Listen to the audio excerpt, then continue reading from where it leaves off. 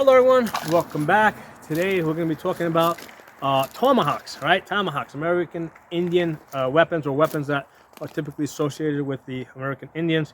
Now, as I stand here, I'm holding these two axes, and you look at them and say, hey, those look very European-like.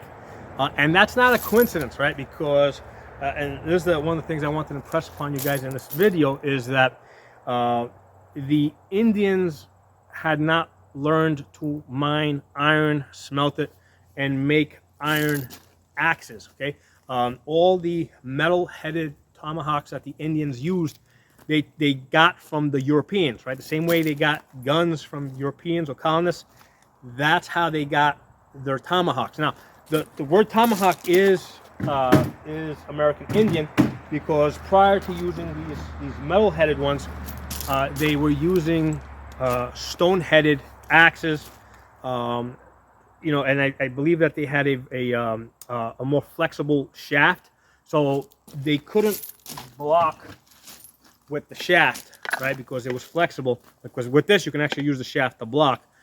Those were very flexible. So what they did is they used like a wicker shield that was like skin covered to block, and then they used this stone-headed tomahawk on a flexible shaft to attack with. Okay, so that was how the Indians traditionally used their tomahawks. At the point where they're using these hatchets, right? These metal-headed axes.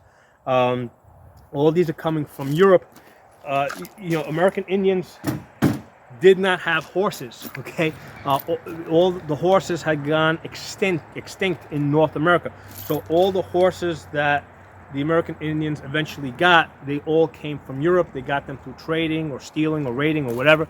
The same thing goes with the guns. Now that's kind of obvious, right? Everybody knows, most people know that most of the guns that the American Indians got, they got through trade, or through war from the Europeans and the colonists.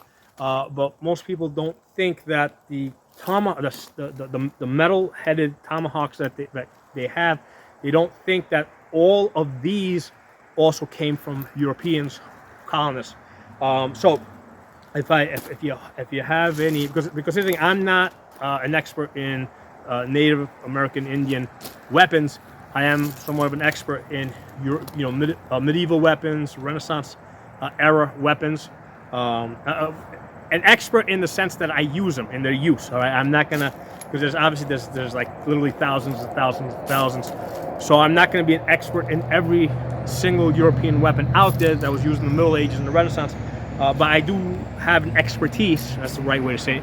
I have an expertise in certain European weapons, including these, these hatchets. And I have, in fact, used this in combat, in sports combat with a shield. Right, shield here, fighting with this. One of the key features of an axe that you would use in combat is that it has to be light. Okay, you gotta be able to move quickly, change directions. Okay, so if you have an axe that has a very heavy head, it's not useful for fighting. So if you go to the hardware store and you pick up a lot of these axes meant for cutting woods, even if it's a single-headed axe, if it has a heavy head, that's not an axe that you can fight with. It has to be a head that's like a pound and a half. Now this axe over here, now this is a modern day tool, right? But this is light. This is an axe that I can fight with because it's fast, it's nimble. Okay, so this actually resembles lots of the European weapons that they used. In fact, a lot of them actually had this design in this shape, and that's the reason why I bought this. I actually saw this in the hardware store, and I was like, oh, this makes a nice weapon. That's why I bought this. But again, with this, it's fast, it's nimble. This is intended as a throwing axe, but you can also fight hand to hand with this because it's fast. So you want that dual purpose. You want to be able to throw this, and you want to be able to keep it in your hand and fight. A lot of times people think of throwing knives as an effective offense. Throwing knives are usually not very effective. I've done all sorts of testing with throwing knives at best, I mean, you can break skin. There's no way you're there's no way you're gonna be able to penetrate deep enough into the muscle to really incapacitate somebody, or into the lungs in order to really kill them. Okay, with something like this, if you hit somebody, obviously if you hit them in the head, you're gonna kill them, and it doesn't need to be sharp. This is not sharp. Okay, but when you hit wood, this breaks up the wood pretty good because it's got mass behind it. So if you hit somebody in the head, obviously you're going to kill them. If you hit somebody with this, let's say on the chest, what's going to happen is you're going to break the ribs. You'll penetrate the muscle pretty deeply so that that muscle can't be moved. And then, I mean, you might penetrate even further into the lungs, or you may not. But at that point, it doesn't matter. If they can't move the muscle, if they can't breathe, they can't fight. Okay, so this is a very effective way to knock somebody out of combat. First shot can go to the chest. That would incapacitate them. Second shot goes to the head. That'll kill them. Okay. I just wanted to kind of introduce this idea to you guys with regards to tomahawks and American Indians. I wanted to first impress upon you guys that although the tomahawks are traditionally, because the tomahawks did use, the Indians did use tomahawks before Europeans came here, but they were stone-headed ones, right? Because basically the Indians were living in the Stone Age still. They were stone-headed ones with very flexible shafts that they used with very light shields. And it's not until the Europeans came here that they started trading with them or warring with them, and taking, basically if they defeated them, they took their weapons. That's how the Indians ended up with these European axes that they also called tomahawks. Okay, so interesting thing for you guys to know. So by all means, if you got some additional information, put it in the comment section. This is I'm not an expert again in American Indian weapons, although they seem to have used very basic ones like a spear. I mean, I have fought with a spear. They use bow and arrow. I've used a bow and arrow. I have a war bow, although the European war bows were a lot heavier, usually 100-pound draw strokes and higher. The Indian ones were a lot lighter, also shorter, mostly intended for hunting, but they also served the war purpose. But anyway, it's kind of meant as a teaser for you guys to kind of take this information with regards to tomahawks and go do additional research, go look into it some more, because I think it was very interesting to point out that the tomahawks, the steel-headed tomahawks that we normally think of, that we normally associate with the Indians, they didn't make themselves. They imported basically, or they got through trade. They had stone ones, which apparently they weren't very satisfied with, because at the first chance they traded for these metal-headed ones. Okay, so thanks for watching. I'll talk to you all soon. Hey everyone, I thought I'd take the opportunity to also expand and talk about why the American Indians are almost extinct today. Okay, not that they're extinct, but almost extinct. Why, what happened to them? Okay, so American Indians made a huge mistake by not securing their borders. Okay, they had a tremendous advantage as far as the ability to fight and defeat the Europeans, all the way up until like 1860-ish. So, okay, prior to repeating guns, right?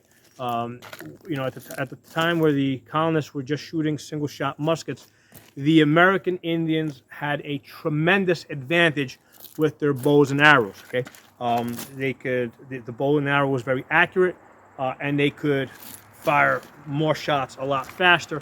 The only reason why the Europeans switched over to muskets, okay, because if you go back into the Middle Ages, right, because they started transitioning over to muskets, but they had like arrows back then, right? Especially for example, they had the English longbows. The reason why the Europeans transitioned over to firearms is not because they were better. It's because they were easier to train people on. Okay, you could have these huge armies of essentially peasants with muskets that could be easily trained, as opposed to like if you went into earlier times when people were fighting with bows and arrows and swords. It takes a lot more training to become competent with those weapons. So that's the reason why Europeans transitioned over to muskets, because you could raise much bigger, cheaper armies. Okay, but when the Europeans came over to to the Americas here, right, both North and South America, Central America, they came over in relatively small numbers. The Indians had the superior bow and arrow, and they had superior numbers. They could have easily murdered them all, okay? And if the Europeans sent over more, they could have murdered them all. The mistake that they made is they didn't, okay? The Indians were very busy fighting amongst themselves, and what they did is they saw these colonists as potential allies to help them fight against other tribes. In fact, that's how especially down in South America.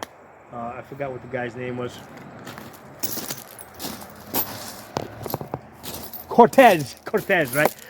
If you think about this huge victory that Cortez had over the natives in I believe it was Mexico, it was not because he had huge numbers or superior weapons.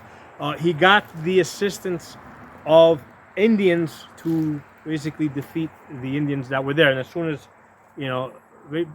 very quickly those Indians learned, regretted, becoming allies with the Europeans. Okay, so same deal in North America. A lot of these Indian tribes were warring with each other. As the Europeans came over, they saw them initially as potential allies to help them defeat other Indian tribes, and they regretted that. Okay, the thing is that they didn't all regret it all at once fast enough. They were regretting it like a little bit at a time, because they essentially weren't united in this cause, right? So that's the mistake that the American Indians made. And the thing to be learned from this is, don't allow people to invade your borders, because eventually, they're going to throw you out. Okay, I mean, that's just the natural way. That's how it naturally goes. Okay, so that's the mistake that the American Indians made. That's a mistake you only get to make once. Okay, you don't get to go back and redo it. So right now we've got this situation with the southern border, where Democrats in particular are allowing all these people to come over because they think that they're going to be allies, right? All these people coming over the southern border, they think they're going to be allies that are going to vote the way that they want them to vote. They think they're going to vote for Democrats. In the end, they're gonna throw those Democrats out of their own country. Okay, so thanks for watching. I'll talk to you all soon.